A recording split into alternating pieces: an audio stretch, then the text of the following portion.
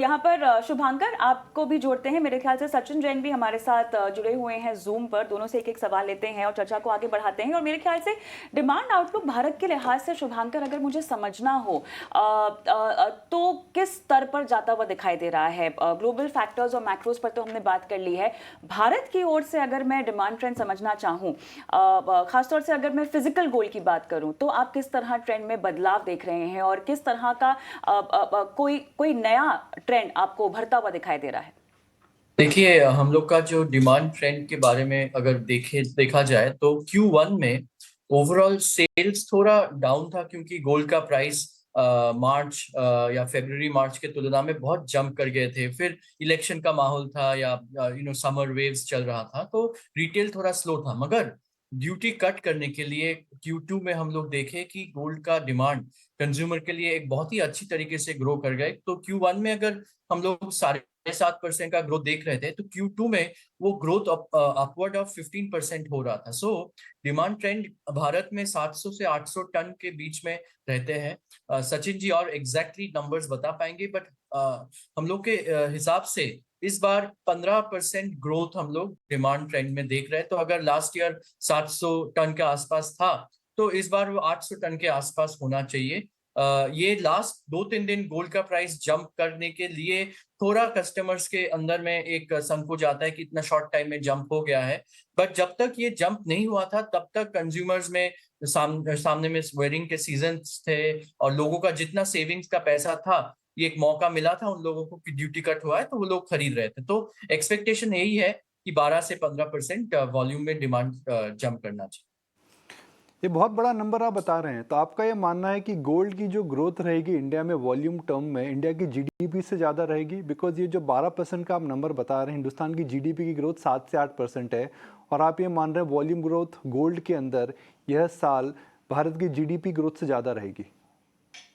Correct, correct, क्योंकि लोगों में एक चीज हम लोग इंडियन कंज्यूमर्स के अंदर देखे हैं, ये अपना एक्सपेक्टेशन है कि ये जिस हिसाब से इंटरनेशनली गोल्ड का प्राइस अपवर्ड जा रहे हैं, और टायर 2, 3, 4 टाउन्स में हम लोग एक अलग तरीके से ग्रोथ देख रहे हैं। समहाउ मे बी मानसून अच्छा हुआ था, और जिस हिसाब से कंजम्पशन हो रहा है अर्बन सिटी सेंटर्स में, तो हो रहा है जो भी चल रहा है, मगर स्मॉलर टाउन से रिस्पॉन्ड और ज्यादा आ रहे हैं। तो इस हिसाब से आई थिंक दैट जैसे जैसे जैसे डॉलर का printing all over the world होगा, अभी सामने में इलेक्शंस है, फेड इंटरेस्ट रेट कट करने का कोशिश कर रहे हैं, तो वो होगा, तो और लिक्विडिटी मार्केट में आएगा। तो आई आई थिंक दैट लोगों के अंदर ये एक सोच रहेगा कि गोल्ड एक अच्छा इन्वेस्टमेंट रहेगा, और उस हिसाब से इन्वेस्टर डिमांड बोलिए, कंजम्पशन डिमांड बोलिए, इंडिया का जो कंजम्पशन लेवल्स है वो भी बढ़ने वाले हैं। रिसाइकल गोल्ड का एक ट्रेंड है, वो एक अलग चीज से हम लोग को देखना चाहिए कि 20, 22, 25, 30% तक लोग अपना ओल्ड ज्वेलरी एक्सचेंज करके न्यू ज्वेलरी ला रहे हैं। मगर अदर देन दैट अपने को तो 12 से 15% का ग्रोथ दिख रहा है। ये बड़ा नंबर है। हम कहते हैं कि इंडिया में इक्विटी मार्केट से जो ग्रोथ आ रही है, अर्निंग्स की 12-13% की ग्रोथ आ रही है, उसके मानने में अगर गोल्ड वॉल्यूम की ऑफ टेक अगर 12-13% हो सकती है, तो इतने लार्ज बेस पर where India is one of the largest reserves of gold in the world, both in terms of real and also in terms of investment, I think that's a very big number. Sachin, आपके estimates क्या हैं? Because you look at this space very very closely, what are your estimates for gold growth in FY25? Volume growth की बात कर रहे हैं सचिन। पहले तो बहुत बहुत धन्यवाद मेरे को बुलवाया। Vishwa ji, Kavita ji, thank you very much to get me here. और जैसे अभी बोला गया, एक निवेश फायदे अनेक, डी डॉलराइजेशन, एंकरिंग इफेक्ट, तो ये बहुत अच्छी चीजें, बहुत अच्छे मुद्दे आप लोगों ने कवर करे हैं। एंड इसमें काफी डिटेल इसके पीछे है, जब हम कहते हैं de dollarisation effect and other things. So मैं पूरी तरह से सहमत हूं जो अभी तक आपके पैनल में बोला गया। अभी जैसे आपका क्वेश्चन है कि मैं हिंदुस्तान और हमारे भारत के बारे में बताऊं कि यहाँ पे क्या चल रहा है, तो जो 3-4 ट्रिगर्स हैं ग्लोबली और इंडिया में, वो फर्क नहीं है। जो 4-5 चीजें देखी जाती हैं गोल्ड को लेके। पहली चीज है सेंट्रल बैंक बाइंग। दूसरा, जैसे अभी शुभांकर ने अभी इलेबोरेट करा, कंज्यूमर बाइंग ऑफ ज्वेलरी। तीसरा, एक इन्वेस्टमेंट बार एंड कॉइन, जो एक बहुत इंपॉर्टेंट एक महत्वपूर्ण एक एरिया है, जिसमें अभी एम्फेसाइज करना चाहूंगा, जो फिजिकल है, बिकता ज्वेलर्स के थ्रू है मोस्टली, लेकिन उसकी एक पर्पस फर्क है। और इसके अलावा हमारी एक एक रिक्वायरमेंट रहती है टेक्नोलॉजी की। सो अब इन चारों पे अगर आप भारत के बारे में जूम करें, तो जो Q1 था उसमें करीब 149 टन्स की हमारी कंजम्पशन थी ब्रॉडली, और ये करीब 5 से 6% पिछले साल के क्वार्टर से डाउन थी, क्योंकि हमने हिस्टोरिकली हाई प्राइसेस देखे। उसके बाद आया जुलाई अगस्त सितंबर का क्वार्टर, जिसमें जुलाई में ड्यूटी कट हुआ। एक उससे बहुत एम्पलीफिकेशन हुई है कंज्यूमर इंटरेस्ट, कंज्यूमर डिमांड की, जो एक कंज्यूमर हमारा ज्वेलरी के प्रति दुकानों में जाके खरीद रहा है। तो अगर आप चार मुद्दे देखें, सेंट्रल बैंक परचेज स्ट्रांग है इंडिया में, दैट कंटिन्यूज। हमारी ज्वेलरी सेल करीब 17% डाउन थी पिछले क्वार्टर में, 17% इन वॉल्यूम, एंड करीब 13% ग्रोथ हमारा वैल्यू में था, बिकॉज इवन जो वैल्यू लास्ट ईयर और इस ईयर में काफी फर्क थी। और तीसरा आप देखें कि इन्वेस्टमेंट डिमांड जो हम ईटीएफ वगैरह में हम लोग करते हैं, ईटीएफ फ्लो भी बढ़े। और इस पर्टिकुलर क्वार्टर में जो हमारा जुलाई अगस्त सितंबर क्वार्टर जो अभी चल रहा है, इसके हम आंकड़े सितंबर के बाद बिल्कुल दे पाएंगे डिटेल में, लेकिन हमारी इंडिकेशन ये है कि जो हम लोगों ने पिकअप किया है कि ज्वेलरी पे काफी अच्छा इसमें एक महत्वपूर्ण एक काफी ग्रोथ हमें दिख रहा है। रूरल इंडिया, बिकॉज हमारे इस साल में हमें हमेशा दिमाग में रखना चाहिए कि रूरल इंडिया की जो बाइंग होती है, that is always related to कि इस साल का मानसून कैसा रहा है, तो वो बहुत अच्छा रहा है, तो उसका आउटकम आपको अगले 2 से 3 महीने में दिखेगा, तो दैट इज वेरी पॉजिटिव। एक हम लोग एक सर्वे सेंट्रल बैंक से करते हैं एज वर्ल्ड गोल्ड काउंसिल, तो उसमें करीब 29% सेंट्रल बैंक्स ग्लोबली ने हमें कंफर्म किया है कि उनकी कंटिन्यूड बाइंग रहेगी। और जैसे एक हमारे को पैनलिस्ट ने पहले मेंशन करा था कि ग्रोइंग मार्केट्स में के सेंट्रल बैंक्स में, ये डेवलपिंग मार्केट्स सेंट्रल बैंक्स में ज्यादा ये महत्वपूर्ण आकांक्षा है, तो ये 29% उन्हीं मार्केट्स का है। तो इन सबको जरिए में रखते हुए, जो अगर आप देखेंगे क्या 3-4 ट्रिगर्स हमारे को दिमाग में रखने चाहिए, फर्स्ट एंड फॉरमोस्ट आपका है कि फाइनेंशियल मार्केट्स जो ग्लोबली पर्टिकुलरली वेस्टर्न मार्केट में काफी तरह से प्रॉफिट बुक कर रहे थे, काफी एग्जिट था पिछले 6 महीने में, दे आर कमिंग बैक। सो अगर आप पिछले 4 हफ्ते का आप आंकड़ा देखें, तो ईटीएफ बाइंग, ईटीएफ इन्वेस्टमेंट एक बहुत महत्वपूर्ण एक रीजन होता है कि गोल्ड का प्राइस ऊपर नहीं नीचे जाए, तो that investment is coming back, number 1।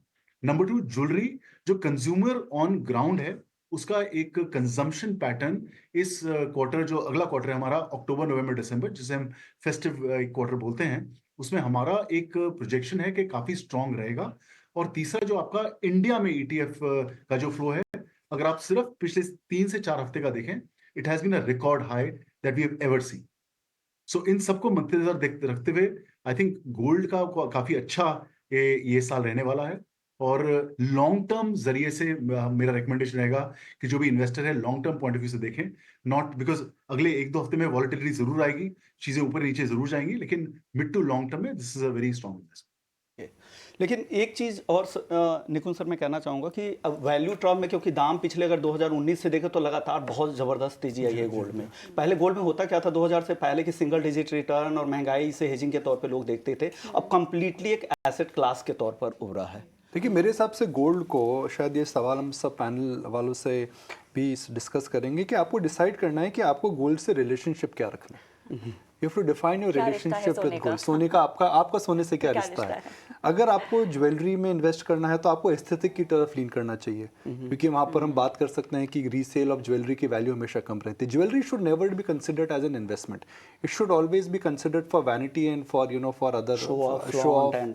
हाँ जी, मतलब वैनिटी बढ़ाने के लिए भी, शो ऑफ फ्लॉन्ट के लिए, सुंदरता बढ़ाने के लिए, बढ़ाने के लिए, वही तो ये पहला रिश्ता हो गया, ठीक है। सेकंड हो गया, आप गोल्ड में अगर निवेश कर रहे हैं तो आपको आपको लिक्विडिटी का एडवांटेज मिलता है। आप जमीन जायदाद में निवेश करते हैं, आप अगर स्टॉक मार्केट में निवेश करते हैं, साइकिल आपके अगेंस्ट में अगर हो गई तो आपको सोने के अंदर लिक्विडिटी की प्रॉब्लम नहीं है। खास करके रियल एस्टेट जमीन जायदाद अगर आप बेचना चाहते हैं तो अचानक नहीं बिचती है, बिल्कुल, तो उसके अंदर आपको समय लगता है। तो second, liquidity and immediate cash की आपकी नीड सर्व करता है। तीसरा, आपको ये समझना पड़ेगा गोल्ड जो है लॉन्ग टर्म में अभी रिटर्न अच्छा दे रहा है, मगर लॉन्ग टर्म में इक्विटी से कम रिटर्न देगा अगर हम 10, 15, 20 साल की बात करें, because gold is not an productive asset. Equity is a productive asset, वहाँ पे वैल्यू क्रिएट हो रही है, अर्निंग्स आ रही हैं। तो गोल्ड का जो रिटर्न रहेगा वो एफडी से ज़्यादा रहेगा, वो इक्विटी से कम वॉलेटाइल रहेगा और फिक्स्ड इनकम के आसपास रहेगा।